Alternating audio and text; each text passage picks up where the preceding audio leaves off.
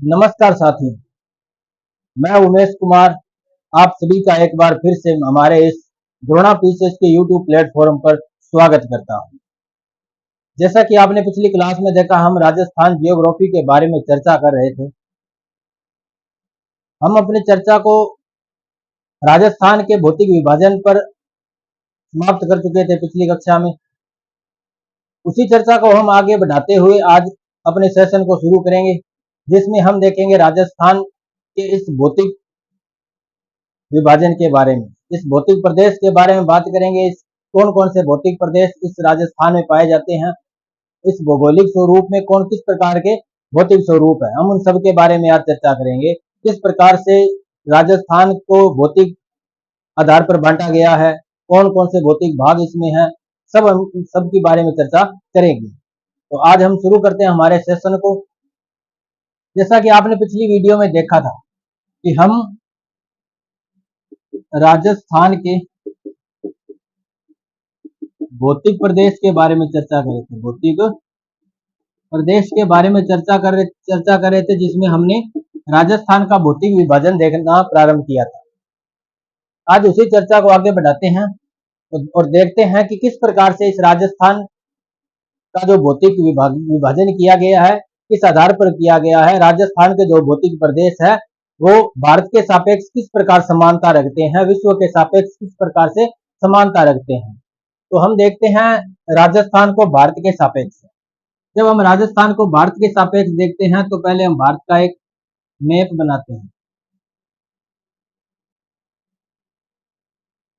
इस प्रकार से हमने एक भारत का नक्शा बनाया, जिसमें पहले हम देखेंगे भारत के कौन कौन से भौतिक प्रदेश हैं, उसके आधार पर हम अपने राजस्थान के भौतिक प्रदेशों के बारे में चर्चा करेंगे। तो जैसा कि आपको पता है दोस्तों, जो भारत का जो उत्तरी क्षेत्र है ये हिमालय का क्षेत्र है। ये है जो हिमालय का क्षेत्र है, जिसमें 4 प्रकार के हिमालय आते हैं। पहला हिमालय जो ट्रांस हिमालय है, ट्रांस हिमालय है, जिसमें काराकोरम, जास्कर, लद्दाख जैसी श्रृंखलाएं शामिल है। उसके बाद हम देखते हैं कि ग्रेट हिमालय आता है। उसके बाद आता है ग्रेट हिमालय, ग्रेट हिमालय या महान हिमालय, महान हिमालय, जिसमें हम देखते हैं विश्व की सबसे ऊंची पर्वत चोटी माउंट एवरेस्ट, जो नेपाल देश में पाई जाती है, नेपाल देश में स्थित है, वो इसी ग्रेट हिमालय में पाई जाती है। उसके बाद आता है दोस्तों मिडिल हिमालय, जो इस प्रकार से थोड़ा कटा फटा है। उसके बाद ये तो है मिडिल हिमालय, मिडिल हिमालय। उसके बाद हम देखते हैं एक श्रृंखला आती है जिसका नाम है शिवालिक हिमालय, शिवालिक हिमालय। इस प्रकार से इस पूरे प्रदेश को कहते हैं हिमालय पर्वतीय मैदान। भारत का हिमालय पर्वतीय क्षेत्र, पर्वतीय क्षेत्र या पर्वतीय प्रदेश कहते हैं। उसके बाद यहाँ से जो नदियां निकलती है, गंगा यमुना, गंगा और यमुना नदियां और इनके सहायक नदियों से जिस प्रकार के मैदान का निर्माण होता है, इनके द्वारा लाई गई जलोढ़ मिट्टी से जिस मैदान का निर्माण होता है, उसे कहते हैं उत्तर भारत का विशाल मैदान। इससे यहाँ पे एक मैदानी क्षेत्र बनता है, यहाँ पर एक मैदानी क्षेत्र बनता है जिसको कहते हैं उत्तर भारत का मैदानी प्रदेश, मैदानी प्रदेश, उत्तर भारत का मैदानी प्रदेश, या जिसे जलोढ़ मिट्टी वाला क्षेत्र है, जलोढ़ मैदान है। नदियों द्वारा लाई गई नवीन जलोढ़ मिट्टियों से जो मैदान बनता है, इसका नाम है उत्तर भारत का मैदानी प्रदेश, जो हिमालय से आई हुई नदियों का क्षेत्र है। उसके बाद भारत का जो प्रायद्वीपीय हिस्सा है, प्रायद्वीप वो हिस्सा होता है ऐसा भूभाग जिसके 3 तरफ जलीय क्षेत्र पाया जाता हो, जिसके 3 तरफ जलीय क्षेत्र पाया जाता हो, उससे प्रायद्वीपीय क्षेत्र कहते हैं। भारत की स्थिति भी कुछ इसी प्रकार से है, भारत की स्थिति भी कुछ इसी प्रकार से है। भारत भी प्रायद्वीपीय स्थिति रखता है। भारत की इसी प्रायद्वीपीय स्थिति होने के कारण भारत की जो जलवायु है वो मानसूनी जलवायु है, मानसूनी जलवायु है। हम देखते हैं जो ये प्रायद्वीप वाला जो हिस्सा है, जो त्रिकोण वाला हिस्सा है, जो त्रिभुजाकार जो आकृति बनती है, उसे कहते हैं दक्कन का पठार, दक्कन का पठार। ये जो हिमालय पर्वत का जो मैदानी प्रदेश है, हिमालय पर्वत का जो प्रदेश है, ये प्रदेश बनता है इंडो ऑस्ट्रेलियन प्लेट और यूरेशियन प्लेट की अभिसारी गति से। दोनों के आपस में टकराने से हिमालय पर्वत का निर्माण होता है। हिमालय पर्वत से जो नदियां निकलती हैं, हिमालय पर्वत से जो नदियां निकलती है, गंगा और यमुना एवं इनकी सहायक नदियां, इन नदियों से जो हर साल जो नई मिट्टियां आती है, जलोढ़ मिट्टी आती है, उन मिट्टियों का जो मैदानी प्रदेश बनता है, उन मिट्टियों से जो समतल मैदानी प्रदेश बना, उस प्रदेश का नाम रखा गया उत्तर भारत का मैदानी प्रदेश या उत्तर भारत का विशाल मैदान। उत्तर भारत का विशाल मैदान या उत्तर भारत का मैदानी प्रदेश इसको कहा गया, जिसमें पंजाब, हरियाणा, राजस्थान का कुछ क्षेत्र आता है, उत्तर प्रदेश, बिहार का क्षेत्र आता है, इस प्रकार का क्षेत्र आता है। उसके बाद आता है दक्कन का पठार। दक्कन का पठार, तो ये जो दक्कन का पठार है, ये ज्वालामुखी निर्मित है, ज्वालामुखी निर्मित है, ज्वालामुखी निर्मित है, ज्वालामुखी से बना हुआ है, काली मिट्टी का क्षेत्र है, पठारी क्षेत्र है। ज्वालामुखी से जो मिट्टी का निर्माण होता है वो होती है काली मिट्टी। इस काली मिट्टी का ये जो प्रदेश है, पठारी प्रदेश है, जो दक्कन का पठार कहलाता है, दक्कन का पठार इसको कहते हैं। उसके बाद दोस्तों, ये जो भारत के पूर्वी तटीय क्षेत्र, इसको बोलते हैं पूर्वी तटीय क्षेत्र, तटीय प्रदेश, पूर्वी तटीय प्रदेश इसको बोलते हैं। उसके बाद दोस्तों, ये जो पश्चिमी तटीय प्रदेश, ये है पश्चिमी तटीय प्रदेश। ये जो सारा जो टॉपिक जो देख रहे हैं, भारत के भूगोल में हम देखेंगे। हम जब अपना नया सेशन शुरू करेंगे भारत का भूगोल, उसमें हम इस भारत के पूरे भौतिक प्रदेश के बारे में देखेंगे। अभी हम ये देखने की कोशिश कर रहे हैं कि जो भारत के सापेक्ष राजस्थान के जो भौतिक प्रदेश है वो क्या समानता रखते हैं, उसके लिए हम थोड़ा सा ये देख रहे हैं।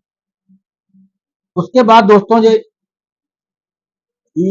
जो ये राजस्थान वाला जो क्षेत्र है, ये पश्चिमी भारत का, ये गुजरात से ऊपर का ये जो क्षेत्र है, ये है दोस्तों थार का मरुस्थल, थार का मरुस्थल, जो इसी मैदानी प्रदेश का ही हिस्सा माना जाता है, उत्तर भारत के विशाल मैदान का ही हिस्सा माना जाता है थार का मरुस्थल। ये जो थार का मरुस्थल है, जब कभी भारत अफ्रीका के मोजाम्बिक देश के पास जब या मेडागास्कर देश के साथ जब अटैच था, जुड़ा हुआ था, तो ये जो हिस्सा है भारत, ये जो हिस्सा राजस्थान वाला जो हिस्सा आता है, ये पहले सहारा रेगिस्तान का हिस्सा माना जाता था।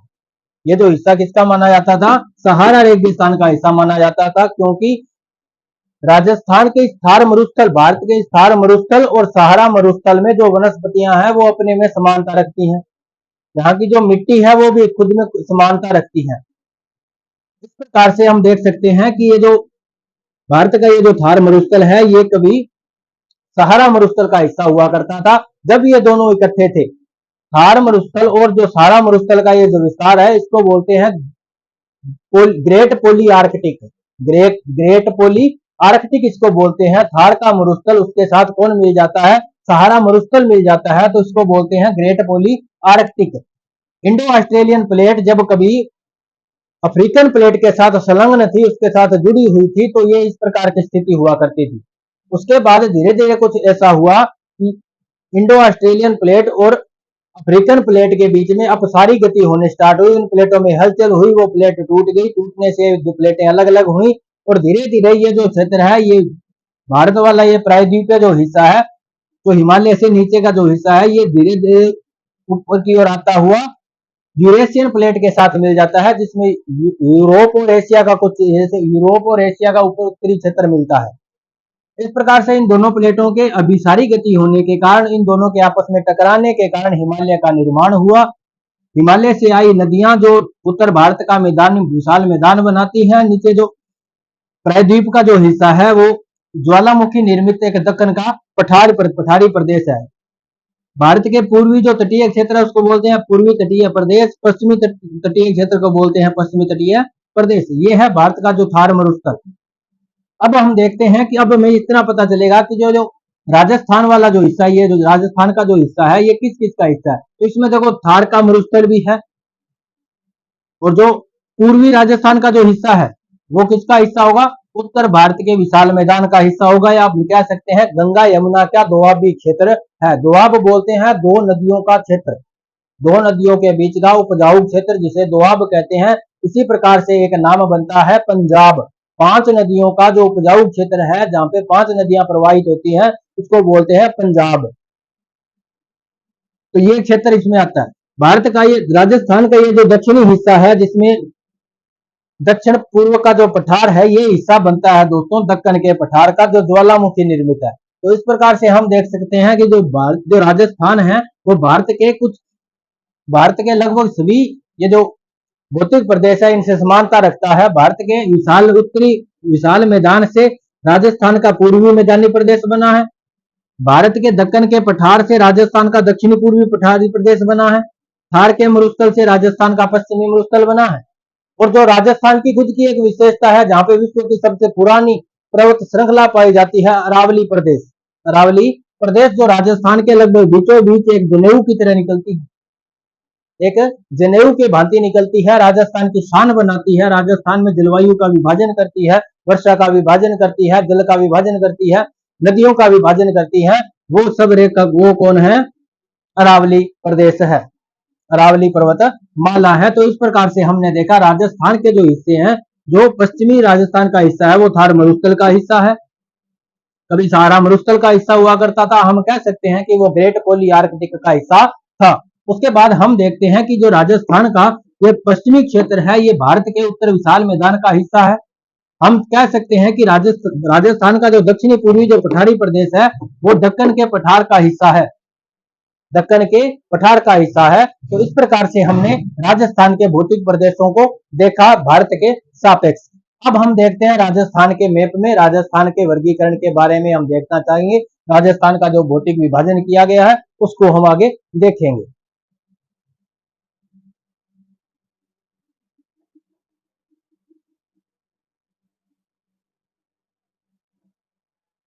अब हम देखेंगे राजस्थान का जो भौतिक विभाजन है, उसमें सबसे पहले हम देखेंगे सामान्य वर्गीकरण। सामान्य वर्गीकरण, सामान्य वर्गीकरण में राजस्थान को चार भागों में बांट सकते हैं राजस्थान के भौतिक प्रदेशों के आधार पर। हम देखते हैं राजस्थान को चार भागों में कैसे बांट सकते हैं। ये अपना जैसे राजस्थान है, हमने देखा जो भारत का जो थार का मरुस्थल वाला हिस्सा था, राजस्थान का पश्चिमी हिस्सा बनता है। इस प्रकार से राजस्थान का पश्चिमी हिस्सा बनता है, इसको हम कह सकते हैं पश्चिमी शुष्क मैदान या पश्चिमी शुष्क मरुस्थलीय प्रदेश, मरुस्थलीय प्रदेश।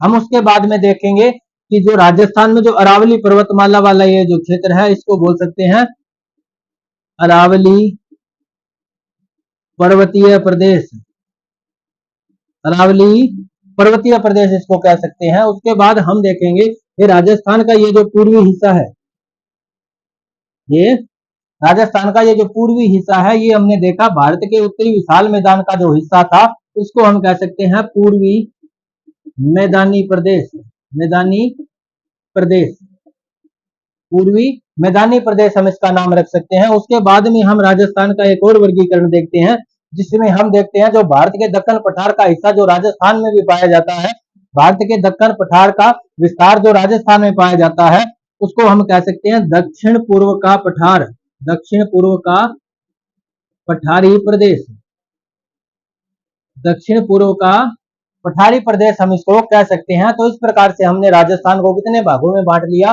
चार भागों में हम राजस्थान का सामान्य वर्गीकरण कर सकते हैं, जिसमें पहला कौन सा है? पश्चिमी शुष्क मरुस्थलीय प्रदेश, फिर है अरावली पर्वतीय प्रदेश, तीसरा हम कह सकते हैं पूर्वी मैदानी प्रदेश, चौथा हम कह सकते हैं दक्षिण पूर्व का पठारी प्रदेश। तो इस प्रकार हम राजस्थान को कितने भागों में बांट सकते हैं? तो दोस्तों चार भागों में सामान्य वर्गीकरण कर सकते हैं। अब हम देखते हैं कि ये जो प्रदेश है कब कब बने, किस प्रकार से बने, इनका निर्माण कब हुआ, किस चीज से हुआ, वो भी हम थोड़ा देखने वाले हैं। किसका विस्तार है ये भी हम इसको और देखेंगे थोड़ा सा। तो इसको एक फ्लो चार्ट में देखेंगे। मैप में हमने देख लिया जो पश्चिमी मरुस्थल है वो किसका हिस्सा है।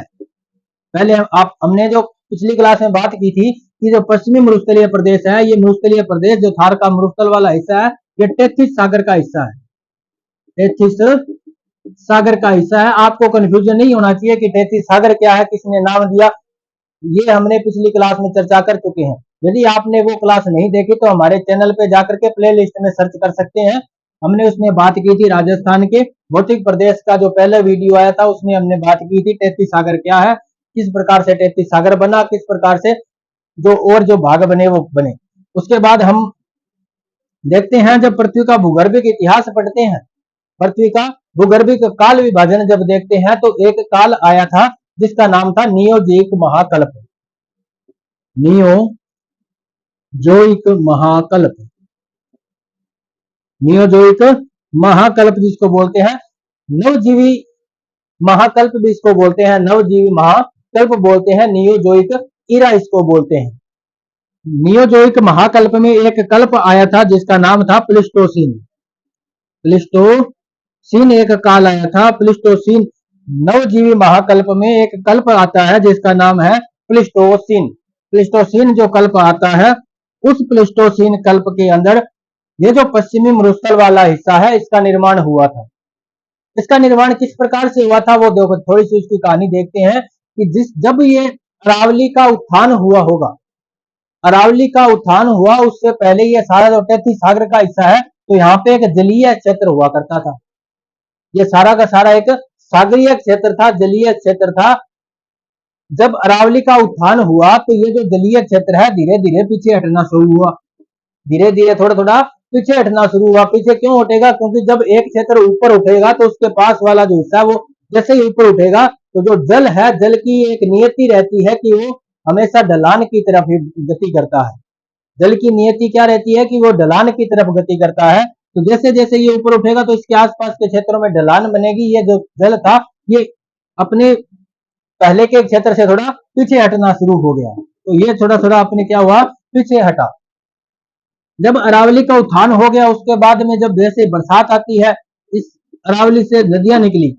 ये नदियां अरावली को काटते हुए, अरावली का अपर्दन करते हुए अपने साथ में क्या लेती चली आई, मिट्टी लेती चली आई, मिट्टी लेती चली आई। उनके साथ जो जलोढ़ मिट्टी आई, उस मिट्टी को इस क्षेत्र ने भर ली। इस क्षेत्र में उस जलोढ़ मिट्टी का क्या हुआ, जमाव हो गया। उस मिट्टी का क्या हुआ, जमाव हो गया। और उस मिट्टी का जमाव हुआ तो यहाँ पे थोड़ा भूभाग ऊंचा उठा, ऊंचा उठने की वजह से ये जो जल था और पीछे हो गया। ये जल कैसे हो गया, थोड़ा और पीछे हो गया। उस प्रकार से हम देख सकते हैं कि इस भौतिक प्रदेश में ये जो नदियों द्वारा जो मिट्टी लाई गई थी, ये मिट्टी जमा हो गई और उसके बाद ये जो क्षेत्र था शुष्क हो गया, क्योंकि इस क्षेत्र से जल पीछे हट चुका था, जल इस क्षेत्र से पीछे हट चुका था। और अरावली प्रदेश भारत के अंदर ये जो पश्चिमी राजस्थान वाला हिस्सा है, यहाँ बरसात को रोकने का काम करती है, आगे नहीं बढ़ने देती। यहाँ तक बरसात आती है, उसके बाद इस क्षेत्र में बरसात बहुत कम होती है। तो इस प्रकार से वर्षा की कमी से ये क्षेत्र कैसा हो गया, मरुस्थलीय बन गया। यहाँ जो जल था वो पीछे हट गया, इस जगह मिट्टी का जमाव हो गया। वो जो मिट्टी कैसी थी, पहले जलोढ़ मिट्टी थी। जलोढ़ मिट्टी हमेशा उपजाऊ होती है। धीरे धीरे जैसे यहाँ से वर्षा की मात्रा कम होने लगी, यहाँ से नदियों द्वारा बरसातें कम हुई, नदियां भी कम हो गई। जैसे नदियां कम हुई तो उन नदियों द्वारा लाई गई जलोढ़ मिट्टियों की मात्रा कम होती चली गई और धीरे धीरे वो बिल्कुल समाप्त हो गई। उस प्रकार से हम देख सकते हैं कि यहाँ की जो जलोढ़ मिट्टी थी वो कैसी थी, पुरानी जलोढ़ मिट्टी है। वर्तमान में वो जलोढ़ मिट्टी कैसी है, पुरानी जलोढ़ मिट्टी है, जिसे बांगर कहते हैं। क्या कहते हैं, बांगर। हम राजस्थान के भौतिक प्रदेश में एक प्रदेश का नाम पढ़ेंगे, बांगर प्रदेश। वो बांगर प्रदेश क्या है, इन्हीं नदियों द्वारा लाई गई जलोढ़ मिट्टी, जो पुरानी जलोढ़ मिट्टी है। अब वर्तमान में वो जलोढ़ मिट्टी नहीं आती है, जो पुरानी जलोढ़ मिट्टी है उन जलोढ़ मिट्टी वाला क्षेत्र है, इसलिए वो क्षेत्र क्या कहलाएगा, बांगर कहलाएगा। तो इस प्रकार से इस क्षेत्र में क्या हो गई, जलोढ़ मिट्टी की कमी हो गई है, धीरे धीरे अनुपजाऊ होता चला गया। यहाँ पर जो वनस्पतियां थी उन वनस्पतियों में अतिचारण होने लगा, पशुओं का अति पशुचारण होने लगा। यहाँ पे पशुओं को चरने के लिए जो छोड़ दिया जाता था, जैसे अतिचारण हुआ तो उस प्रकार से क्या हुआ, ये जो वनस्पति की मात्रा कम हो गई। मानवों ने यहाँ पे रहना स्टार्ट किया, मनुष्य ने रहना स्टार्ट किया, तो उसने भी इस जगह का दोहन किया, यहाँ की वनस्पतियों का दोहन किया। तो उन दोहन की जो जिस चीज की हमेशा अति हो जाती है उसके बाद हम उस चीज को नष्ट करना शुरू हो जाती है। तो जैसे ही यहाँ से जो अतिचारण हुआ और जो मानव द्वारा जो दोहन किया गया, उसके बाद ये वनस्पति कम हो गई और ये क्षेत्र कैसा हो गया, मरुस्थलीय क्षेत्र बन गया। तो इस प्रकार से ये मरुस्थलीय क्षेत्र बना था। ये मरुस्थलीय क्षेत्र इस प्रकार बना। उसके बाद हम देखेंगे अरावलीय प्रदेश। अरावली जो प्रदेश है, ये काल जो ये मरुस्थल बनने की प्रक्रिया कब हुई, तो ये प्लिस्टोसिन काल की थी। प्लिस्टोसिन कल्प की है, जो नियोजिक महाकल्प में आया। नवजीवी महाकल्प में एक कल्प आया प्लिस्टोसिन। उस प्लिस्टोसिन कल्प की ये बात है कि ये यहाँ पे जो एक सागर क्षेत्र था, 33 सागर था, वो किस प्रकार से मरुस्थल प्रदेश में बन गया, एक शुष्क प्रदेश में परिवर्तित हो गया। उसके बाद हम देखते हैं कि ये जो अरावली प्रदेश है किस प्रकार से बना होगा।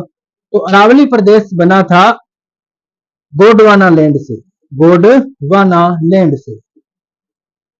आपको पता है कि ये गोंडवाना लैंड क्या है? यदि आपको नहीं पता तो हमारी पिछली वीडियो आप देख सकते हैं, जिसमें हमने गोंडवाना लैंड के बारे में, 33 सागर के बारे में बहुत विस्तार से चर्चा की है। गोंडवाना लैंड का हिस्सा है। अरावली पर्वत का जो निर्माण होता है वो होता है प्री पैलियोजोइक महाकल्प के प्री कैम्ब्रियन कल्प में।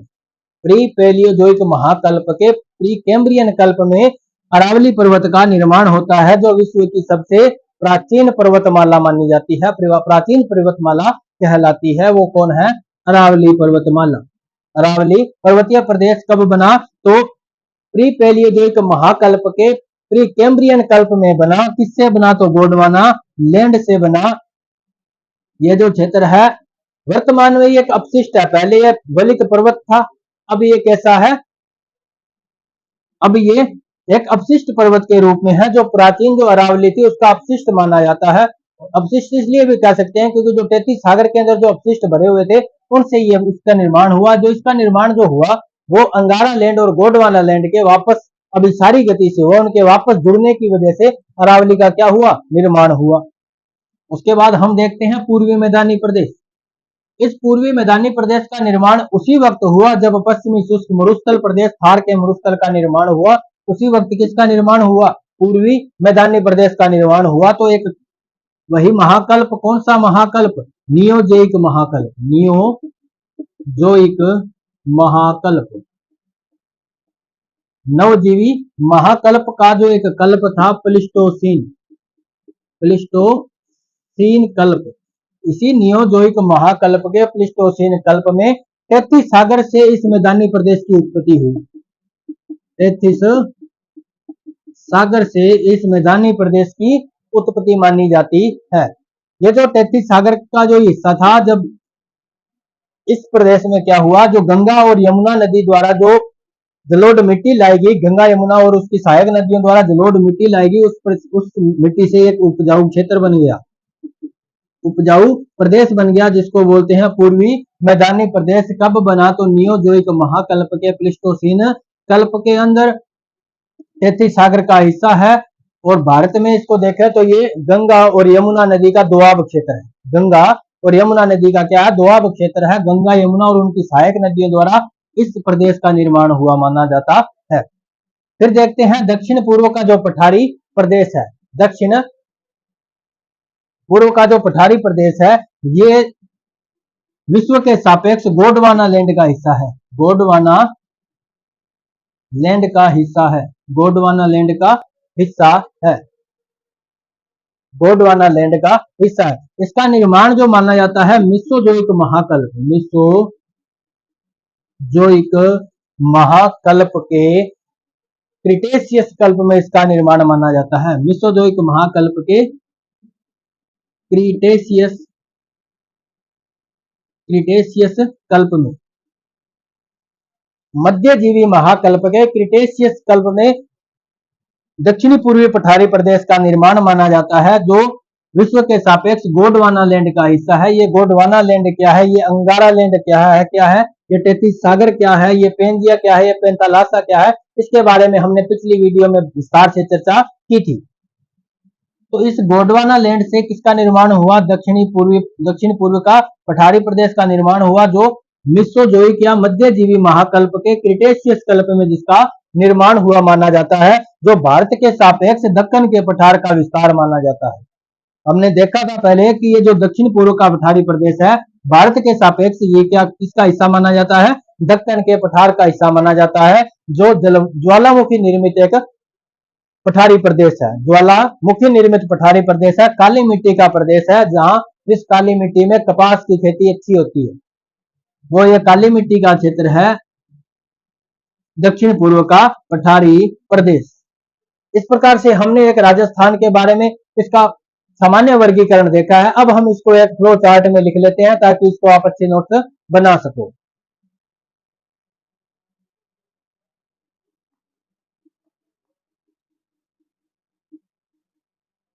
अब हम इसका एक फ्लो चार्ट बनाते हैं जिसमें इसकी डिटेल अच्छी तरह से लिखेंगे। तो राजस्थान के भौतिक प्रदेश में हम देख रहे थे सामान्य वर्गीकरण। सामान्य वर्गीकरण, तो सामान्य वर्गीकरण में पहला हमने देखा पश्चिमी शुष्क मरुस्थलीय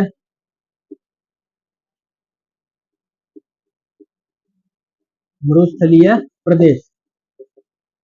दूसरा हमने देखा अरावली पर्वतीय प्रदेश। तीसरा हमने देखा पूर्वी मैदानी प्रदेश। चौथा और अंतिम हमने देखा दक्षिण पूर्व का पठारी प्रदेश। दक्षिण पूर्व का पठारी प्रदेश। इस प्रकार से हमने राजस्थान के सामान्य वर्गीकरण में ये 4 भाग देखा, जिसमें हमने बात की जो पश्चिमी मरुस्थलीय प्रदेश है उसका निर्माण किससे हुआ, तो टेथिस सागर से निर्माण हुआ। टेथिस सागर से इसका निर्माण हुआ था। कब हुआ था, तो एक महाकल्प था, नियोजोइक महाकल्प। नियोजोइक महाकल्प। नियोजोइक महाकल्प के प्लीस्टोसीन कल्प में, नियोजोइक महाकल्प के प्लीस्टोसीन कल्प के अंदर किसका निर्माण हुआ, पश्चिमी शुष्क मरुस्थलीय प्रदेश का निर्माण हुआ, जो थार मरुस्थल का हिस्सा है। किसका हिस्सा माना जाता है, थार मरुस्थल। और जो थार मरुस्थल है वो सहारा मरुस्थल का विस्तार माना जाता है। तो हम बात करेंगे पश्चिमी शुष्क मरुस्थलीय प्रदेश है वो सहारा मरुस्थल जो अफ्रीका महाद्वीप में स्थित है, थारा मरुस्थल का विस्तार माना जाता है पश्चिमी शुष्क मरुस्थलीय प्रदेश। उसके बाद हमने बात की अरावली पर्वतीय प्रदेश के बारे में। अरावली पर्वतीय प्रदेश के बारे में हमने बात की। इसका जो निर्माण हुआ था वो गोंडवानालैंड से हुआ। गोंडवानालैंड से हुआ। गोंडवानालैंड से निर्माण हुआ। कब हुआ, तो pre Palaeozoic era. Pre Palaeozoic महाकल्प। महाकल्प जो पृथ्वी के काल विभाजन में, भूगर्भिक काल विभाजन में सबसे पहला महाकल्प माना जाता है, जिसमें किसी भी प्रकार का युग नहीं था, वो है प्री पैलियोजोइक महाकल्प। इसमें सिर्फ एक ही कल्प है, कौन सा है, तो प्री कैम्ब्रियन कल्प। तो प्री पैलियोजोइक के प्री कैम्ब्रियन कल्प में इसका निर्माण हुआ। प्री कैम्ब्रियन कल्प में किसका निर्माण हुआ, अरावली प्रदेश का निर्माण हुआ। ये जो अरावली प्रदेश है, ये अरावली प्रदेश है, इसका निर्माण कैसे हुआ, तो प्लेटों की अभिसारी गति से। प्लेटों की अभिसारी गति से इसका निर्माण हुआ। अभिसारी गति क्या होती है, अपसारी गति क्या होती है, इसके बारे में भी हमने पिछली क्लास में चर्चा की थी। अभिसारी गति यानी कि दो प्लेटों के आपस में मिलने का, आपस में टकराने से जो भौतिक प्रदेश का जो निर्माण होता है वो एक पर्वतीय प्रदेश बनता है, वलित पर्वत बनता है। दो प्लेटों के टकराने से जो गति बनती है वो कौन सी होती है, अभिसारी गति। अभिसारी का मतलब होगा पास आना, दो प्लेटों का पास में आना क्या कहलाता है, अभिसारी गति कहलाता है। उसके बाद में हमने बात की पूर्वी मैदानी प्रदेश की, जिसका निर्माण माना जाता है टेथिस सागर से। टेथिस सागर के अवशिष्ट से इसका निर्माण माना जाता है। उसके बाद हम देखते हैं इसका निर्माण कब हुआ, तो वही नियोजोइक महाकल्प। नियोजोइक महाकल्प में इसका निर्माण हुआ। नियोजोइक महाकल्प में इसका निर्माण हुआ। नियोजोइक महाकल्प के प्लीस्टोसीन कल्प में, प्लीस्टोसीन सीन कल्प में इसका निर्माण हुआ। किसका निर्माण हुआ? पूर्वी मैदानी प्रदेश का निर्माण हुआ। राजस्थान का जो पूर्वी मैदानी प्रदेश है उसका निर्माण नियोजोइक महाकल्प के प्लीस्टोसीन कल्प में टेथिस सागर से निर्माण हुआ। टेथिस सागर के से निर्माण हुआ। भारत के सापेक्ष ये गंगा और यमुना का द्वीपीय क्षेत्र है। गंगा यमुना नदियों द्वारा इसका निर्माण हुआ। गंगा यमुना नदियों द्वारा। गंगा यमुना नदियों का मतलब है गंगा और यमुना, इन दोनों नदियों की सहायक नदियों से इसका निर्माण होता है। उसके बाद हमने देखा जो दक्षिण पूर्व का जो पठारी प्रदेश है उसका जो निर्माण हुआ वो गोंडवाना लैंड से माना जाता है। गोंडवाना लैंड से इसका निर्माण माना जाता है। इसके निर्माण में जो कल्प था, जिस काल में इसका निर्माण हुआ, वो है मिसोजोइक महाकल्प। मिसोजोइक, इसको मध्यजीवी महाकल्प भी बोलते हैं। मिसोजोइक महाकल्प के क्रिटेशियस कल्प में, क्रिटेशियस कल्प में इसका निर्माण हुआ। निर्माण हुआ किससे निर्माण हुआ? तो ये ज्वालामुखी निर्मित है। ज्वालामुखी से इसका निर्माण हुआ। ज्वालामुखी या लावा निर्मित है। लावा निर्मित एक पठारी प्रदेश है जो काली मिट्टी का क्षेत्र है। इसका निर्माण ज्वालामुखी से हुआ है। भारत के सापेक्ष यह दक्कन के पठार का हिस्सा माना जाता है। दक्कन के पठार का हिस्सा माना जाता है। तो दोस्तों आज के लिए इतना ही। आज हमने देखा तो राजस्थान का जो सामान्य वर्गीकरण किस प्रकार से है और राजस्थान का ये जो भौतिक प्रदेश है भारत के भौतिक प्रदेशों के साथ किस प्रकार से साम्यता रखता है, किस प्रकार से समानता रखता है, हमने आज उसके बारे में भी चर्चा की। तो कैसी लगी आज की ये क्लास हमें जरूर बताना कमेंट में। और यदि आपने हमारे चैनल को अभी तक सब्सक्राइब नहीं किया है तो हमारे चैनल को सब्सक्राइब कर लीजिएगा ताकि आगामी क्लासों की नोटिफिकेशन आपको जल्द से जल्द मिल सके। धन्यवाद।